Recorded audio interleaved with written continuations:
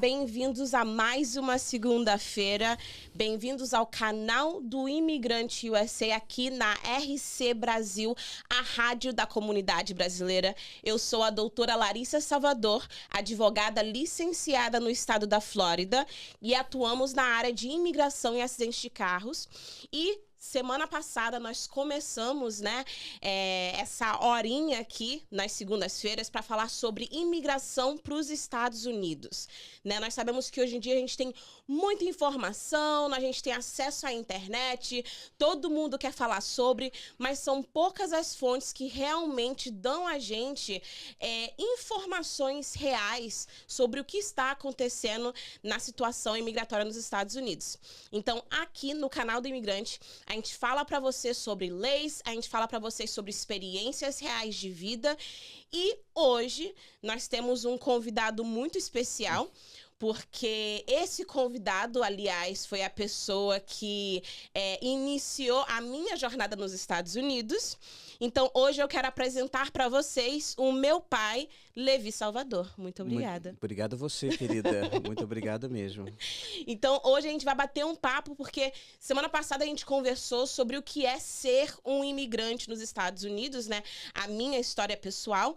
E hoje a gente vai conversar da perspectiva, do ponto de vista dos pais. Nós sabemos que os pais, tomam decisões, obviamente, para os filhos, que eles pensam e eles têm a ideia de ser o melhor para a família naquele momento. E essa foi um pouquinho da história dos meus pais, do meu pai, que foi a primeira pessoa a vir aqui para os Estados Unidos. Então, a gente vai começar com ele se apresentando, porque eu sei quem ele é, mas vocês não sabem. Então, pai, fala aí um pouco sobre da onde que você é no Brasil, para as pessoas terem uma ideia de onde que a gente veio. Tá bom. Meu nome é Levi Salvador, tenho 63 anos de idade, sou carioca. Sou ali da cidade maravilhosa do Rio de Janeiro. Sou casado com a Edilene Salvador há 38 anos. Tenho 2 filhos, Larissa e Daniel Salvador. E viemos para cá em 1999. E em 1999 a gente não veio todo mundo junto, Veio primeiro você. Fala um pouquinho, qual foi a sua motivação inicial, ou então quais foram as situações que aconteceram no Brasil que te deram essa ideia ou vontade ou planejamento de sair do Brasil em 1999, que a gente não tinha acesso à internet como a gente tem hoje, É verdade, para migrar para os Estados Unidos? Ok, 1999, realmente hoje nós temos acesso a muita informação, não é verdade? Eu sou da época que não se tinha telefone celular. E hoje eu não consigo imaginar como é que se vive sem celular, sem GPS, não é verdade? O celular começou no Rio de Janeiro com a Eco 92. Antes disso não se tinha. Se você quisesse visitar um amigo, você teria que cruzar, às vezes, a cidade do Rio de Janeiro, 1h30, 2 horas de viagem. Você não sabia se ia encontrar a pessoa em casa. E um dia desse, lá no Rio, vou visitar minha família, encontrei um caderno com os bilhetes que eu guardava das pessoas. Olha, eu estive aqui, mas infelizmente não encontrei. Gente, aquele bilhete valia muito. Você pensava, a pessoa cruzou o Rio de Janeiro para me ver, infelizmente não encontrou e deixou esse bilhete. E aí o tempo passou, em 99 a cidade do Rio de Janeiro já era violenta, tá certo? Hoje alcançamos níveis que nunca iríamos imaginar que iria chegar nesses termos, mas em 99 culminou com muita coisa. 99 culminou com a possibilidade da sua mãe vir para cá para fazer doutorado na Caltech, na Califórnia. Culminou também numa perseguição que eu tive de agentes da Polícia Federal, certo? Então, aquilo ali foi culminando e nós vimos, bom, para melhorar nós temos que sair daqui, certo? Como mesmo você falou, na época não tinha internet, não tinha tal, então a gente ia colhendo informações isoladas e pensamos, vamos para lá e vai ser fácil as coisas se encaixarem, né? Afinal de contas, falaram para mim que dinheiro dava em árvore, tá certo? Era coisa muito fácil de acontecer. Então, em 99, eu vim primeiro. Vale a pena aqui dizer uma coisa, eu fui no consulado para tirar meu visto e foi negado. E eu voltei no outro dia. Eles deram um carimbo no meu passaporte. Pá! Negado. Né? A pessoa não me deu muito papo. Que é o normal, né? Até hoje é o normal deles não darem muito papo. Voltei no outro dia, certo? E a pessoa falou assim, você pode voltar aqui na parte da tarde para pegar o seu passaporte com visto. Então, assim começou a façanha. Eu fui para a Califórnia, certo? Sem nenhum contato.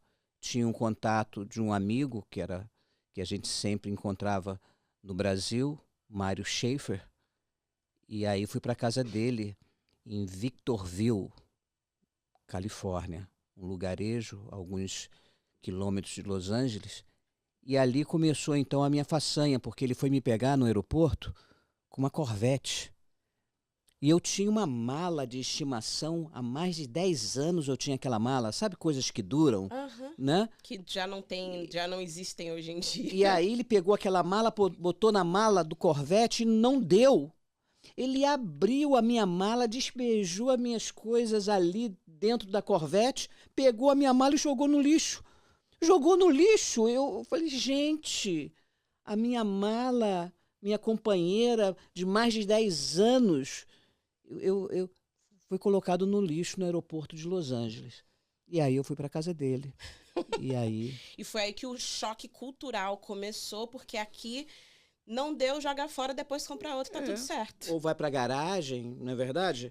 Fica na garagem, guarda tudo, menos carro. Exatamente. Né? O carro fica na rua e dentro da garagem tem todas as coisas que provavelmente você não vai tocar em muitos anos. É verdade. Em muitos anos. E quando você falou que você, né, imaginava que aqui seria fácil, porque a galera até falava que dinheiro nascia em árvore, né? Mas qual era a sua expectativa? O que você imaginou que a sua vida seria nos Estados Unidos? E logo quando você chegou, qual foram algumas coisas que foram, assim, chocantemente diferentes para você entre o que a gente vivia no Brasil e o que você começou a viver aqui nos Estados Unidos? A Califórnia de 1999 não é igual à Califórnia de hoje. Ponto. Naquele período, o que me espantava era a sensação de segurança. As casas não terem muro, para mim, era uma coisa fascinante, certo? Os velhinhos dirigirem carro também foi outra questão, né? Então eu não saberia numerar para você quais foram os choques mais importantes, mais impactantes, mas foi uma série de coisas que estavam acontecendo que eu não estava acostumado com isso, né? Colocar gasolina no carro, você mesmo, tá certo? Várias coisas. Uma das coisas também era o Costco. O Costco, naquela época, tinha aquelas ilhas de você provar comida. Você falou Costco, só que para quem não mora aqui não tem nem menor ideia do que Costco. Então, antes de você falar da experiência, o que é o Costco? Costco é um supermercado grande que você compra as coisas em atacado. É igual se você mora em Salvador, é igual um atacadão, né? Você é gigantesco, tem tudo e todos e pacotes com muitas coisas dentro, você né? Você precisa fazer, né, tirar a carteirinha, né, fazer ali a inscrição, a carteirinha, pagar uma determinada quantia, que é pouco, e aí você pode ter acesso a esse supermercado e comprar coisas, né? Tudo lá é grande, o sal grande, fardos de papel higiênico, fardos de papel toalha e por aí vai. E ali tinha uns lugarzinhos, hoje tem, mas naquela época era muito mais de você provar. Então, como eu desenvolvi, né, eu tinha que mandar dinheiro para o Brasil, eu ia para lá e eu almoçava no Cusco. Certo? E ali eu tinha um caderninho que eu anotava os endereços do Cusco e cada dia eu ia num para não dar na pinta, né? Me lembro que duas coisas, mais outras duas coisas me impressionaram, foi a Calçada da Fama. Eu tinha uma ideia de ser uma coisa linda, bonita, né? E é uma coisa, gente, pacata, feia, suja, tem muito homeless. E eu aprendi alguma coisa. Eu olhava para o McDonald's da Calçada da Fama, rapaz, só tinha homeless lá dentro. E homeless é? Homeless é pessoas que moram na rua, né? Eu falei, gente, Rio de Janeiro, para mim frequentar o McDonald's, era só em datas especiais, aniversário de filho, aniversário de esposa, vamos no McDonald's. E lá tinha aquela turminha lá, com aquele copinho, né, do refil, que você pode encher quantas vezes você quiser. Eles pegavam aquilo, levavam para casa, no outro dia voltava e enchia de novo aquilo e ia, certo? Então foi um dos baques que eu tive. E logo que você chegou aqui, quais foram alguns dos maiores desafios, né? Porque todo mundo tem uma experiência diferente quando chega nos Estados Unidos. É verdade. Até mesmo a gente está aqui compartilhando a nossa experiência, mas não é para dizer que todo mundo vai ter a mesma experiência. Porque todo mundo tem uma criação diferente, todo mundo tem até mesmo conexões diferentes quando chegam nos Estados Unidos. Então, para você, né, na sua experiência, qual foi o seu maior desafio nesse período de transição de imigração para os Estados Unidos? O meu maior desafio aqui, ainda bem que eu vim sozinho primeiro, eu vim para ver, conhecer e arrumar as coisas para minha família vir para cá. Eu fiquei 1 ano e 8 meses sozinho. Foi arrumar um trabalho, tá certo? Hoje, Larissa, existe grupos de WhatsApp. A pessoa já arruma um trabalho lá no Brasil. Uhum. E quando chega aqui, já sabe qual é a média da diária, certo? E já chega já falando, não, a minha diária aqui é $150 por dia. Tá? O cara não tem carro, não tem ferramenta, não tem experiência, mas já coloca lá o preço porque ele viu aquilo ali no grupo. Uhum. Tá certo? Na época que eu cheguei não tinha isso, era boca a boca. Você tinha que falar com um, com outro, né? E a língua, o idioma também foi uma barreira muito grande, mas a comunidade brasileira na Califórnia naquela época era muito pequena. Era muito pequena. Eu me lembro que eu tinha que sair de Los Angeles até Venice para comprar Guaraná. O camarada já separava lá aquele coisa de 24 latinhas, que era uma nota preta, era um negócio assim, era ouro. Então eu levava aquilo ali e ia bebendo aos pouquinhos, certo? Teve até um caso que eu tinha um Golf 1985, eu fui levar um amigo no aeroporto de Los Angeles e na volta eu passei nesse mercadinho e comprei as latinhas de Guaraná e coloquei no banco de trás do meu carro. E peguei a 405, que é uma estrada, uma freeway, uma estrada de alta velocidade, e esqueci, gente, e peguei a seletiva. A seletiva, você não poderia pegar a seletiva se você está dirigindo sozinho. Sim. Só se você tivesse uma outra pessoa. Eu estava sozinho. E qual foi a minha surpresa? Quando eu olho pelo retrovisor, a polícia atrás de mim acendeu as luzes, né? Aquela árvore de Natal. Eu encostei e o policial falou, olha, você sabe por que eu te parei? Aí eu falei que sim. Pedi desculpas. E ele, com a lanterna, olhou ali atrás, viu as garrafinhas, as latas, E eu não sei se tem até hoje, mas na garrafa estava escrito champanhe e guaraná. Na cabeça dele, aquilo ali era bebida alcoólica. E não pode você carregar na cabine bebida alcoólica. Tem que ser na mala, né? E eu querendo explicar a ele que aquilo ali não era bebida alcoólica, tal. Aí ele, em dado momento, ele me perguntou qual é o idioma que eu falava. Eu falei que era português. E ele chamou alguém no rádio e aparece mais 2 carros, certo? E um deles, o camarada, era casado com uma brasileira e falava português. E quando olhou aquilo ali, certo? Viu, pegou, ele perguntou: gente, eu conheci isso aqui em São Paulo. Aonde é que vende isso aqui? Aí eu falei aonde que vendia. E ele perguntou: eu posso ter uma? E na frente do camarada que tinha me parado, ele foi e abriu e bebeu. Aí os outros policiais ficaram assustados, né? E ele explicou: isso aqui é igual Guaraná, é igual Coca-Cola, certo? Não tem problema nenhum. E o policial, assim, me dispensou e não deu nem multa, porque a parada inicial é porque eu estava dirigindo sozinho na faixa seletiva, certo? Então, qual foi mesmo a pergunta que você me fez? Sobre os desafios da sua transição.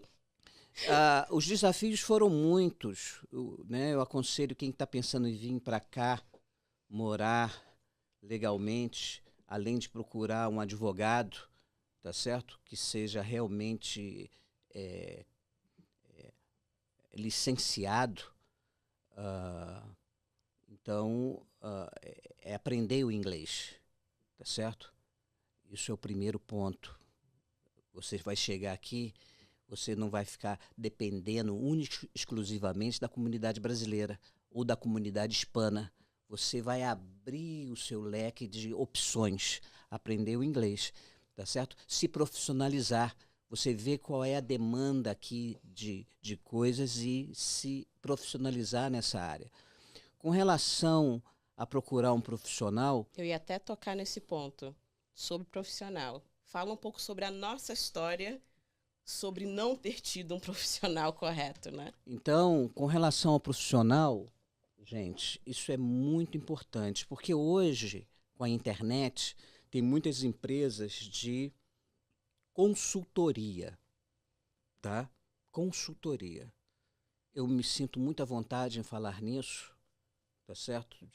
Eu não sou advogado, tá certo? Então eu posso tocar em assuntos como um consumidor, tá certo? Então hoje tem consultoria. O camarada vai procurar uma empresa de consultoria. Ele dá entrada num documento que é a vida dele nos Estados Unidos, tá certo? E ele não conhece nenhum advogado. Muitas das vezes essa empresa vai pegar o processo dele e aí vai procurar um advogado para dar entrada. Aqui tem a figura do paralegal, tá certo? Se você conversa, o brasileiro ele é fantástico, às vezes fantástico até demais, de uma maneira negativa. O americano vai para a faculdade e faz o college na área de paralegal. Ele sai dali e vai trabalhar no escritório de advocacia, debaixo de um advogado. Ele ali vai cooperar com o advogado, correto? O brasileiro, ele pode até fazer essa faculdade, ou até mesmo pela experiência dele trabalhando no escritório de advocacia, ele sai dali e abre a sua portinha, abre o seu escritório de paralegal. Então o brasileiro, quando chega aqui, ele vai procurar um profissional qualificado. O profissional, um exemplo, vai cobrar $1.000. Aí ele fala: puxa, aquele paralegal me cobra $500. Então ele vai lá no paralegal fazer, certo? Eu não sei se vocês sabem, na área de vistos de imigração, existem mais de 140 vistos diferentes. Eu e você conhecemos visto de estudante, visto de turista, EB2NW, EB2NW, e EB3, EB5, tá certo? Mas só que existe muito mais. Então, quando você conversa com um profissional qualificado, e você já chega porque você já viu na internet aquele visto, você chega, ó, eu quero isso aqui. Se for um paralegal, se for, olha, ele quer aquele dinheiro, ó, preenche aqui, assina aqui e pronto. O profissional qualificado, ele fala assim, olha, você talvez não, esse aqui seja melhor para você. Ele dá mais opções para você, tá? Então, a questão da imigração não é apenas uma questão de preenchimento de formulário. Preenchimento de formulário você dá para uma criança de 6 anos, ela vai preencher aquele formulário, tá certo? Mas o que está ali por trás daquilo ali é a consultoria que um profissional dá, um profissional qualificado. Eu cheguei aqui, fui procurar um profissional, tá? Ele tinha licença, mas ele não era honesto, ele não tinha caráter, correto? Então eu dei ali as minhas economias para aquele sujeito. Quando eu apareci para dar outra prestação lá no escritório dele, era ali no mall ali, quem conhece aqui, quem é da área, sabe, Federal, perto da Semple, tinha a Central do Brasil, o escritório dele era ali. Eu não vou falar o nome, porque eu não sei se eu posso falar o nome. Ah, pode falar, já certo? falei o nome dele várias vezes.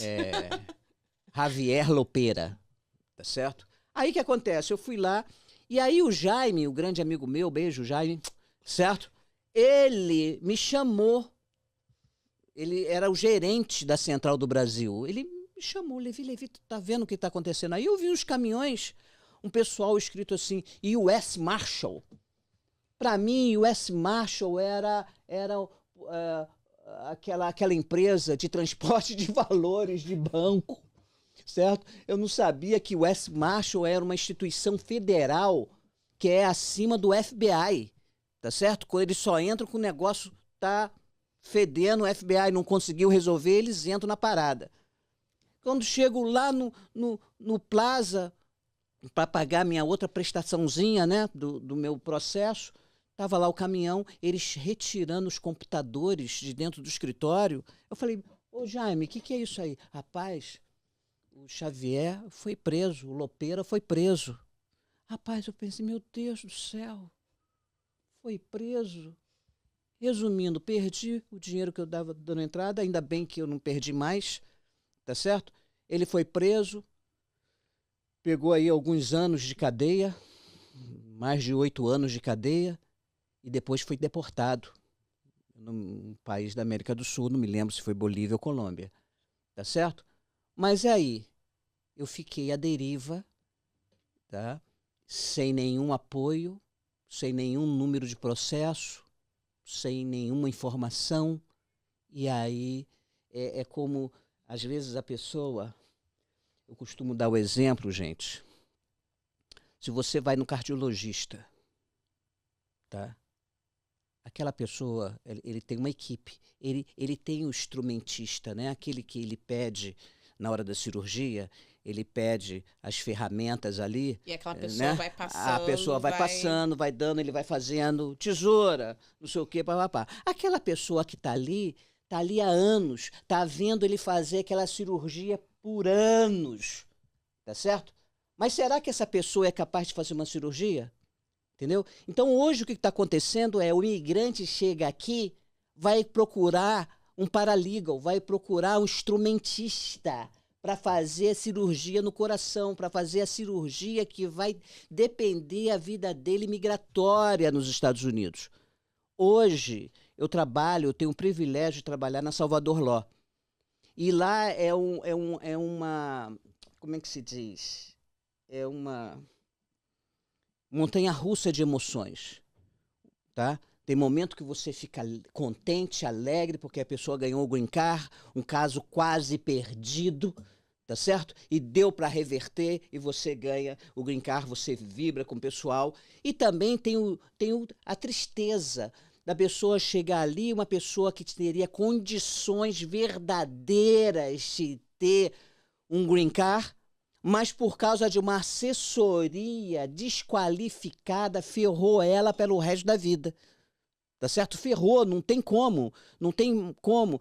A imigração está pegando aquele documento como uma fraude, porque a pessoa, né, preencheu ali uma coisa que não conseguiu provar lá na frente, lá na entrevista. Então, o meu apelo é o seguinte: você que está no Brasil, você que chegou aqui recente, procure um profissional qualificado. Não vá procurar o primo do amigo do tio, do mecânico, o vizinho que disse alguma coisa e por aí vai, certo? Eu juro que eu não pago ele para falar essas coisas. Claro que não, tá certo? Eu estou trabalhando com a Larissa, o pessoal que me conhece sabe que eu estou vindo de uma indústria do ar-condicionado. Tá certo? Foi ótimo, foi bom, foi o curso que eu fiz aqui da WCA, foi excelente, foi.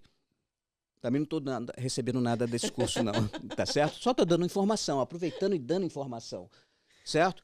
Mas hoje eu estou na Salvador Law e eu posso ver que o meu trabalho... Ar-condicionado ajudava as pessoas, né? Passar a noite no calor e você poder chegar e colocar a máquina para funcionar. Gente, você se sente o herói, você se sente o super-homem, tá certo? Vai passar uma noite no calor ferrenho aqui da Flórida para você ver, né? Levi, quanto você cobra? Não sei. Qual é o valor de você não passar com a sua família uma noite no calor, uma noite na antessala do inferno, tá certo? Quanto custa isso? Mas hoje a gente pode ajudar mais pessoas com informação.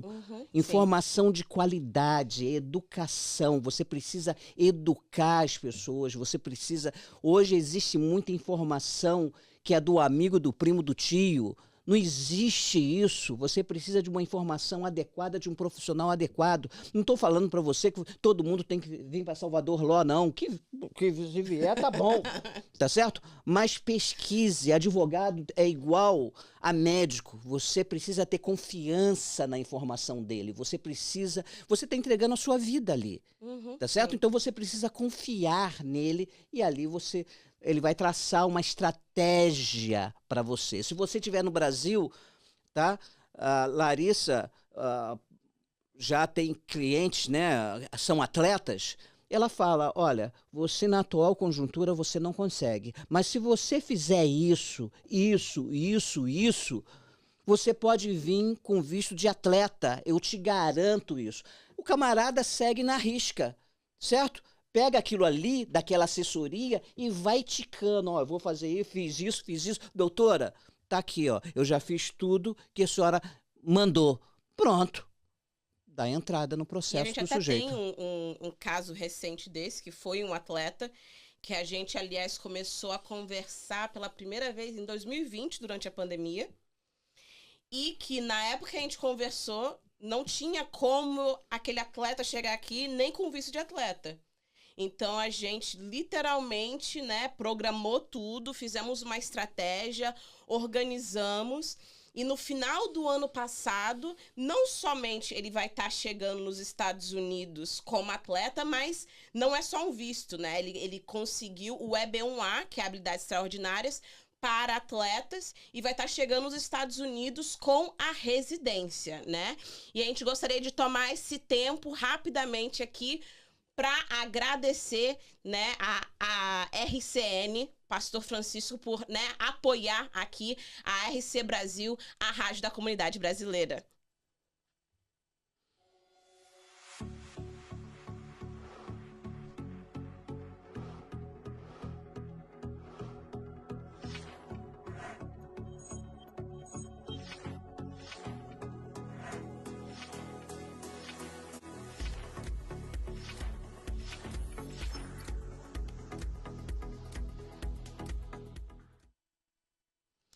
Voltamos aqui e estamos entrevistando, conversando, batendo um papo com meu pai, Levi Salvador, conversando sobre a experiência, né, do outro lado, da pessoa que toma a decisão para vir para os Estados Unidos.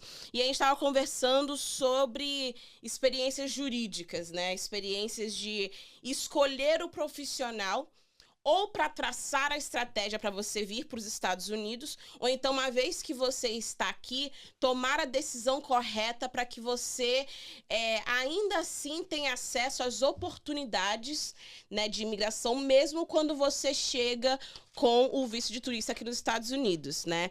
Então, ele estava conversando com a gente sobre a nossa experiência de justamente contratar um profissional, né? Porque, como a gente conversou, tem vários profissionais, tá? Não somente os que não são licenciados, mas também os licenciados.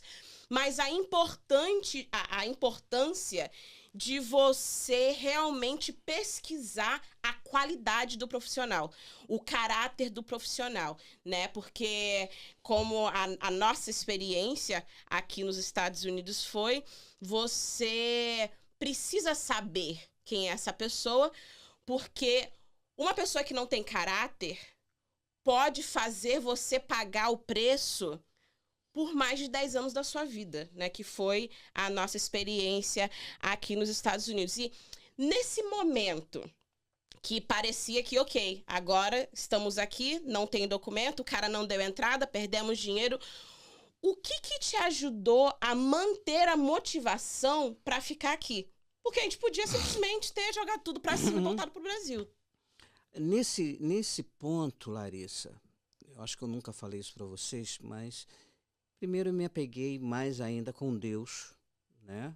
Não é fácil, você está indocumentado. Segundo, o jornal O Dia. No Rio de Janeiro tem um jornal lá, O Dia. E nessa época, então, eu entrava quando eu pensava que não ia ter mais condições de ficar aqui, você ficar à mercê das leis. Vai aparecer uma lei, vai ter anistia, vai ter isso, vai ter aquele negócio tal. Eu lia, aquele jornal, eu se espremesse saía sangue. E aquilo ali me motivou. Gente, eu vou voltar para o Brasil, eu vou voltar para o Rio de Janeiro. Se em 1999, a coisa já estava ruim, certo? E só veio piorando. Eu costumo dizer que o Rio de Janeiro é uma cidade colorida e doce. Colorida por quê? Tem a linha amarela, a linha vermelha, a coisa tá preta, tá certo? E doce porque é bala por tudo quanto é canto, tá certo? Então, aquilo me encorajava a ficar. Eu falei, eu vou levando, tá? Eu vou ficando. Já tinha bebido da água dos Estados Unidos, da segurança daqui. Meus filhos já estavam totalmente adaptados, tá certo? Você na escola, Daniel também, enfim, Daniel teve uma pouca dificuldade, um início de uma certa dificuldade lá na Califórnia por causa da língua, mas aí passou isso, né? A criança, ela aprende muito rápido, absorve muito bem, tá certo? Larissa aprendeu muito bem também o espanhol, porque a gente morava no sul da Califórnia, e sul da Califórnia não é Estados Unidos, é México, não sei se você sabe disso, tá certo? Se você não fala espanhol, você está no sal, correto? É mais fácil você conseguir falar espanhol do que o inglês, aliás. Então, teve essas lutas internas, e que eu sempre via e lia sobre o Brasil e sobre o Rio de Janeiro especificamente. E isso, então, foi me dando gás para continuar aqui. E qual era a sua rede de apoio aqui? Porque a gente sabe que um dos choques maiores quando você vem do Brasil é aquela diferença de, no Brasil tem avó, tem avô, tem tio, tem tia, tem irmão, tem primo, tem a vizinhança, que muitas vezes a sua família tá ali há muito tempo. Então, você tem uma rede de apoio porque tá todo mundo ali no mesmo lugar.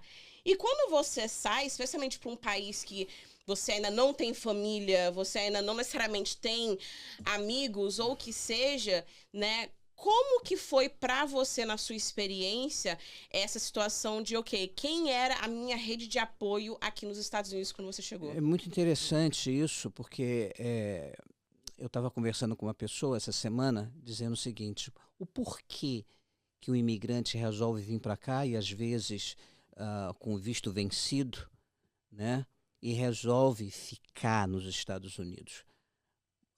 Uma das razões é porque o Brasil, ele, como é que eu vou dizer para vocês sem ser muito grosso, não tem respeito com o brasileiro. Essa é a verdade. Se você for hoje no Instituto Militar de Engenharia, onde que minha esposa se formou, as mentes pensantes daquela época estão fora do Brasil. Austrália, Estados Unidos, tá? Porque falta respeito, né? Quando chove numa determinada região, arranca a ponte, rapaz, aquelas pessoas ficam ilhadas ali, tem que dar uma volta incrível e aquilo ali fica. O pessoal político que é corrupto, né? Não são todos corruptos,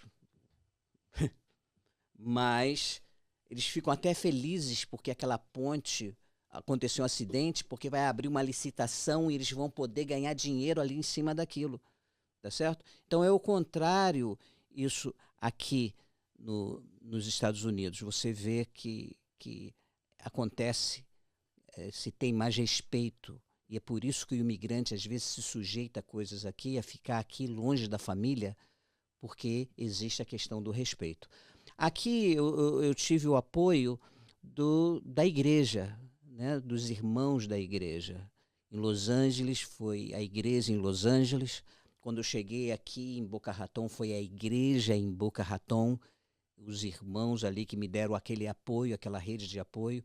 Nesses 1 ano e 8 meses que eu fiquei sozinho, foram a igreja em Los Angeles que me apoiou mais fortemente. Tive amigos também que me apoiaram, mas não é a mesma coisa de hoje. Hoje tem o advento, né, da internet, que hoje é muito mais fácil, né? Eu tenho WhatsApp, a pessoa pergunta tal, vem, tem os youtubers que, vem, pode vir, que aqui, né, o dinheiro dá em árvore e não tem dificuldade. A rua é feita de ouro.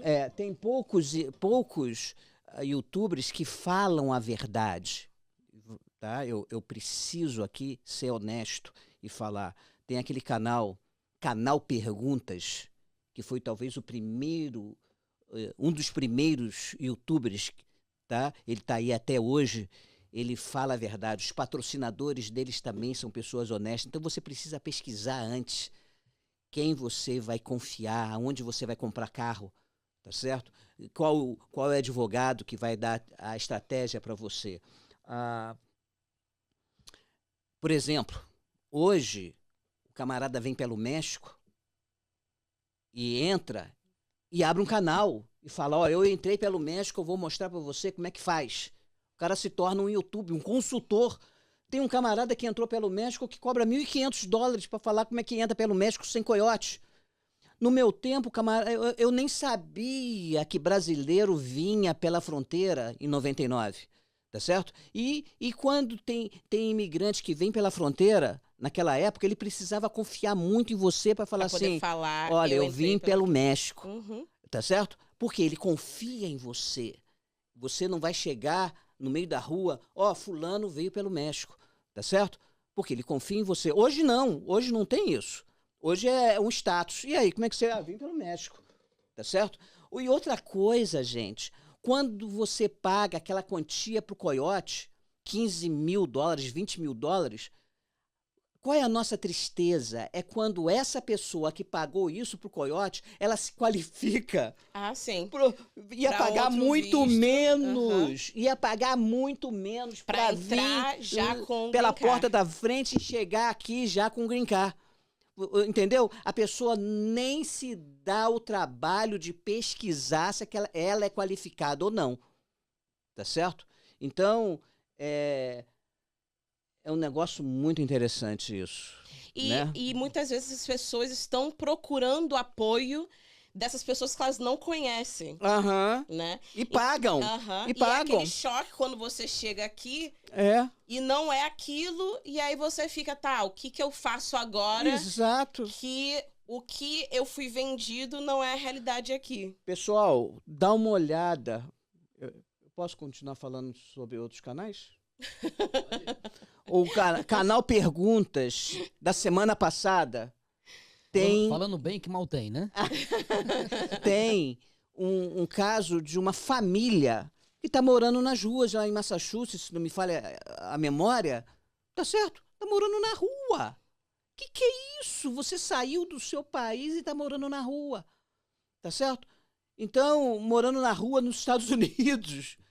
Então, dá uma olhada lá nessa reportagem. Eu achei uma reportagem que dá para refletir muito bem, tá certo? E é isso. Hoje você tem condições de ter informações corretas, com pessoal qualificado, para você não sofrer quando chegar aqui.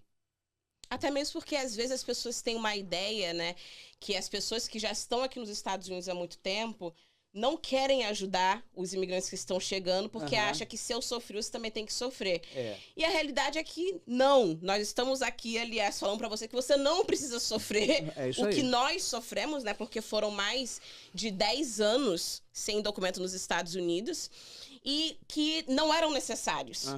Né? A gente passou por uma situação, aliás, a minha família se qualificava para um caso de asilo, que se tivesse, né, dado entrada, tinha todas as provas. Muita gente que entra pela fronteira, que é vendida, né, um pacote de, não, entra e dá entrada no asilo. Muitas vezes elas não têm provas, elas não têm nada para comprovar que aquele caso é real.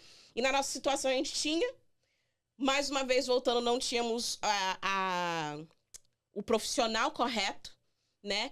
E a nossa rede de apoio, ela estava ali presente para segurar a ponta, mas aquilo também, se você tem uma rede de apoio que não entende tudo do assunto, ela não vai ser a rede para te apoiar sobre assuntos imigratórios. Ela vai estar ali para te ajudar.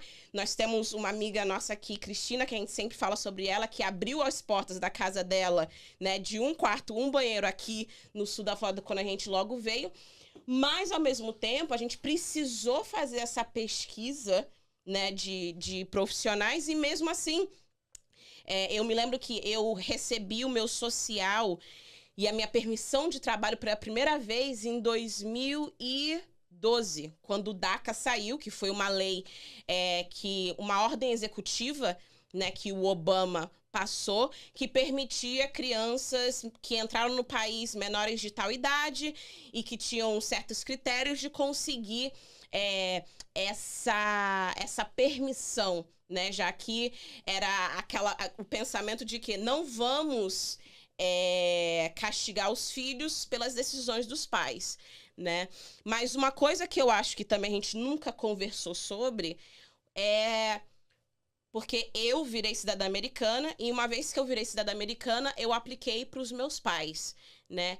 E uma coisa totalmente inusitada, e para você ver quando eu falo para as pessoas que a imigração é direito aleatório, foi porque minha mãe e meu pai, nós demos entrada praticamente no mesmo dia para a documentação deles.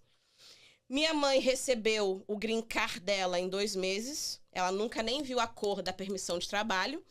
Mas o meu pai foram 8 meses até o processo chegar ao final. Sendo que meus pais eram casados antes de me ter, eles continuavam casados, os processos foram o mesmo, eram meus pais com o nome na certidão de nascimento, mas cada um demorou um tempo diferente. Qual foi a sua experiência quando ou seu sentimento quando o Green Card finalmente chegou no correio para você? Então... Ali passou um filme, tá? Passou um filme.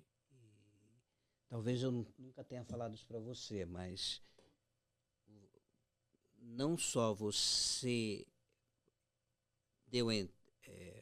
permitiu que nós ganhássemos o Green Card através da sua cidadania, como você foi a advogada que fez isso, né? Mas antes disso, as pessoas me perguntam assim: Levi, você teve preconceito aí nos Estados Unidos? Olha, para dizer a verdade, tem pessoas que têm mais, talvez, né? Eu nunca tive, mas teve uma história, um ponto que me me, me marcou muito. A sua mãe tinha uma cliente, né, classe média alta, que já tinha uma certa intimidade com a sua mãe.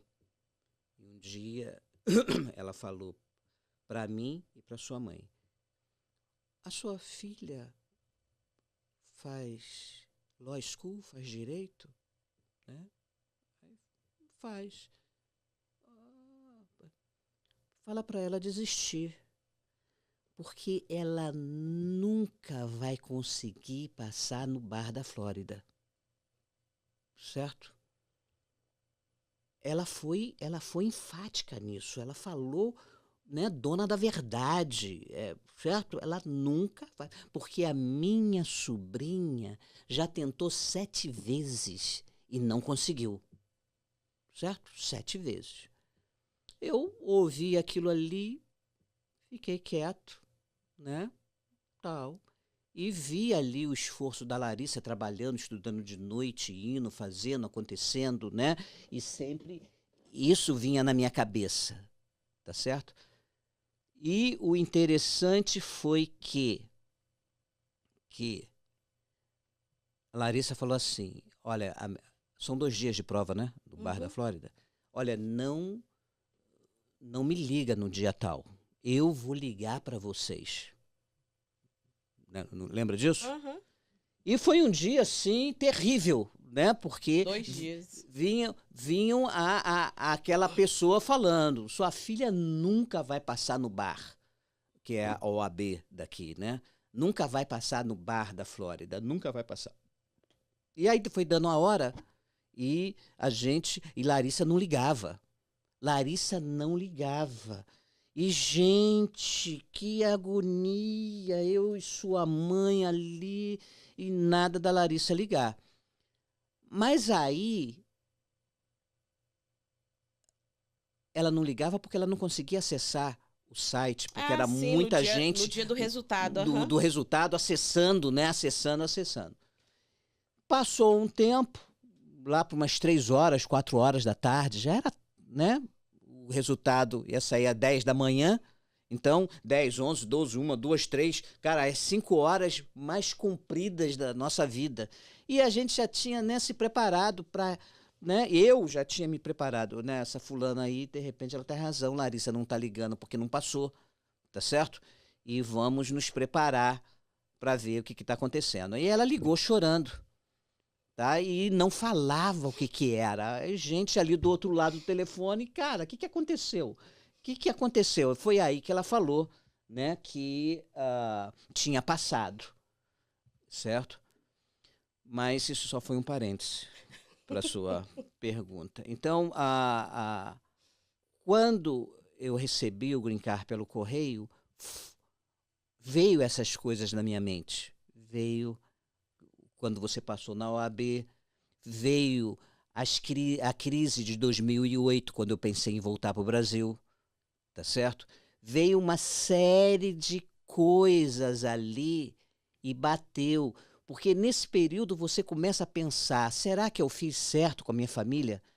Né? Quando você tem uma responsabilidade com filhos, quando você é sozinho, quando é um casal, mas quando tem outras pessoas que dependem da sua decisão, passou pela minha cabeça desistir, passou, que talvez não tenha sido a minha melhor escolha, passou. Mesmo que você não abra a boca, mesmo que você não fale, mas aquelas coisas passam. E você começa a ter uma carcaça grossa. Mas quando você recebe ali o Green Card, parece que aquilo ali tudo desarma. E foi realmente emocionante o dia que eu recebi o Green Card. Certo? Né, a gente já está chegando já perto do final aqui agora, e eu acho que a gente já falou várias dicas que a gente daria, que a gente falaria para as pessoas que estão pensando em vir para os Estados Unidos, mas, assim, para você, né, são mais de 23 anos aqui nos Estados Unidos, qual é uma as suas 3 coisas mais marcantes que você falaria assim para as pessoas? Olha, Se você está pensando em vir para os Estados Unidos, ou se você está nos Estados Unidos e você tem uma família e você tem que tomar essa decisão, né, pela sua família, quais são as 3 coisas super importantes para as pessoas considerarem antes de tomar a decisão de vir para os Estados Unidos ou de tomar a decisão de trocar de status nos Estados Unidos, ou até as pessoas que eu não aconselho, mas que pensam em simplesmente cruzar a fronteira, né? Olha só, primeiro ponto é pegar a informação na fonte, tá? São poucos os YouTubers que falam a verdade. Muitos querem like, muitos querem monetizar para ter mais uma fonte de renda e falam mentira para você, tá? Conhecemos várias pessoas. Nesse pouco período, poucos meses que eu estou trabalhando no escritório Salvador Law, você vê quanta mentira é falada, quanta coisa desnecessária. Enfim, você precisa de informação correta. Às vezes você fala assim, mas eu vou pagar $150. Cara, se você é o seu futuro e $150 é caro para você, talvez você não esteja na hora de sair do Brasil, tá certo? E você vai pagar $15 mil por um coiote, vai pagar metade, a outra metade vai ficar aqui trabalhando para pagar ele, e ele tem o endereço da sua mãe, do seu pai, né? Aí da cidade onde você mora, é uma máfia. Tá certo? Então, pensa nisso. Você precisa de uma informação adequada, correta, para poder seguir os seus planos. Estudar inglês. De preferência, numa escola onde os professores sejam nativos. Tá certo? Por quê? Porque se é um professor que não é nativo ou um professor que não morou aqui, tá? Você gasta dinheiro, vai ficar anos no verbo to be, e no final vão mandar você formar uma frase, você vai formar eu to be na árvore, certo? Então, quando você chega aqui, o sotaque é diferente, você vai ver que você jogou dinheiro no lixo. Então, você precisa também se adequar e procurar um curso de inglês que realmente vá dar substância, como diz o nordestino, né? Ali para você. E veja aqui, se você já tem uma profissão no Brasil, ótimo, que você pode usar aqui, beleza. Mas se você não tem, veja o que você pode fazer um curso aí. Por exemplo, tem um amigo meu aqui, americano, que tem uma empresa de ar-condicionado. Ele descobriu o Senai no Brasil. Ele descobriu que o Senai é a melhor escola, talvez, profissionalizante do planeta. Nós, talvez, aí no Brasil, não temos essa noção. Então, um camarada, às vezes, formado no Senai, em ar-condicionado, cara, o camarada é fera. Ele vai ser disputado a tapa se conseguir uma rede aqui de apoio para isso. Tá certo? Então, são essas as minhas considerações. Lembrando você que você está aí na região de São José dos Campos. Tá?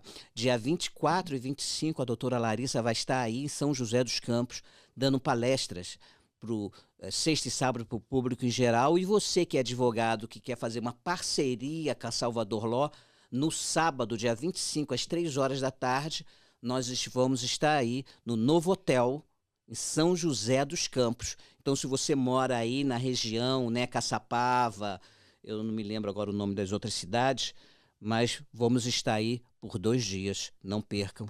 Nós vamos estar também divulgando esse lançamento dessa revista, também nesse evento, e vamos para os profissionais advogados, nós vamos falar do direito, né, imigratório, e do público em geral, nós vamos abrir as possibilidades que se tem para vir para os Estados Unidos legalmente.